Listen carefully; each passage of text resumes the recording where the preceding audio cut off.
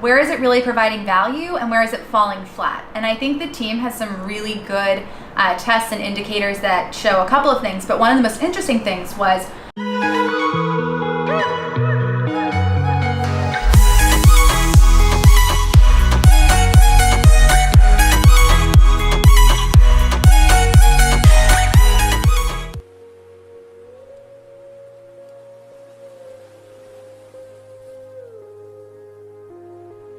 So this morning we want to talk about the 2017 Honeybook Rising Tide gift guide. So to start off, how many of you all like getting gifts?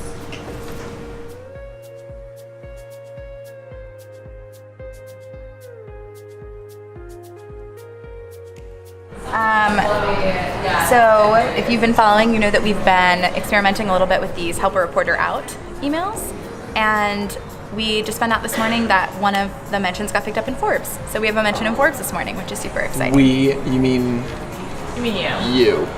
We. It says Natalie Franke. I'm proud of you. All right. That's why she's had a community. She's a we girl. We.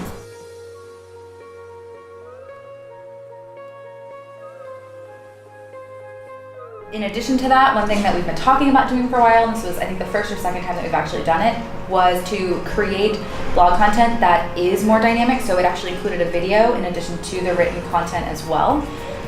We did see a huge spike in views on that particular piece of video content in addition to, or in comparison to other pieces of content. So people did watch the video while also reading the blog, which was good.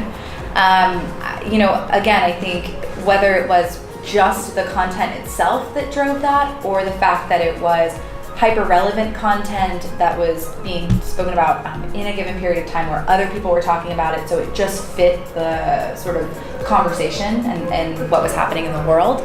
I think we would need to test a couple different posts to figure out precisely what it was, but regardless, I think it's something that we were really proud of, a little nervous about, honestly, to actually publish, and then felt really good about and then stood behind. Every day is Monday. She said she likes to start out with a big meeting. Groundhog Day? Every day, can I still eat? Groundhog Day, My yeah. heart dropped. That was really disconcerting. I don't know what's wrong with my brain. All right, get the vlog out of here. All right, so we are about to meet with some of our Los Angeles leaders. I want to update them on sort of our November and December goal of bringing as much value to LA as possible and investing in that local community and seeing if we can really cultivate community that provides more value to the members. So we're gonna have a little brainstorm. We've got 2 meetings scheduled, one today, one tomorrow, with different groups of leaders.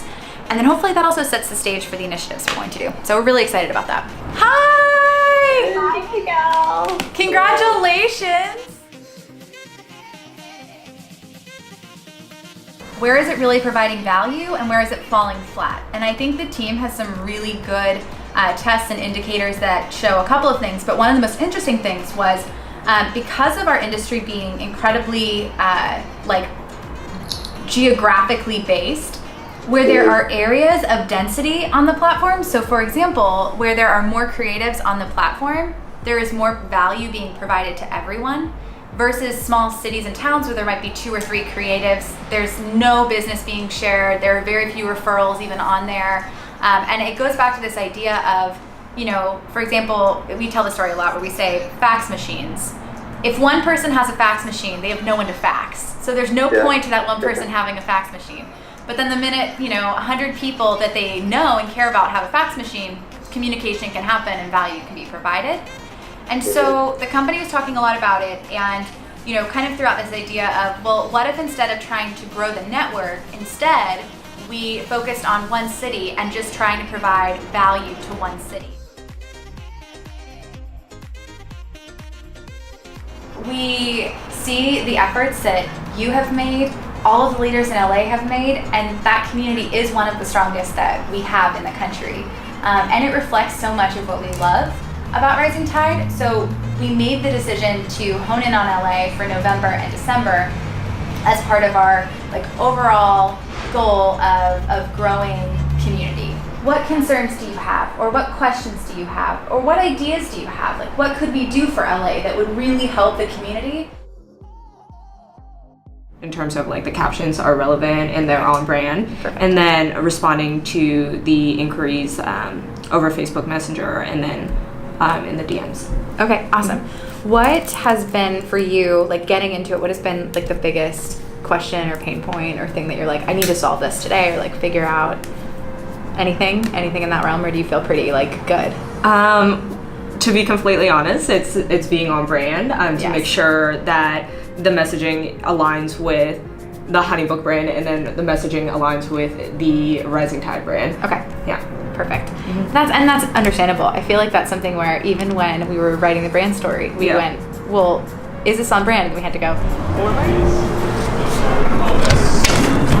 Baltimore, and they said the exact same thing. So yeah. He's doing okay. He's hanging in there. I think it's been kind of an unexpected, thing, but yeah, he's doing okay.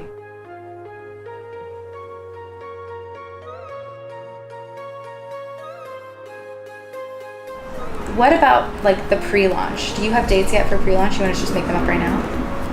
Pre-launch, I mean, we're really, really tight. The site probably won't be done till Monday. Okay. So we basically have Tuesday, then it happens Wednesday. No worries at all. Creatives featured. Yep, with pre-launch email and media kit. But it'll be fun. I mean, it's the gift guide. It's basically we want to be featuring as many of the makers that are in there, which creates a ton of great content for us anyway. So it'll be amazing. We'll be able to feature them. And then Philanthropy Month will be, Kate's already been working on creating a folder of all the events from last year. So I think one of the really cool things will be reposting the content from last year that the different events that they did in the context of like, have you checked out where your local chapter is meeting up this month, or like, and kind of directing them to get involved.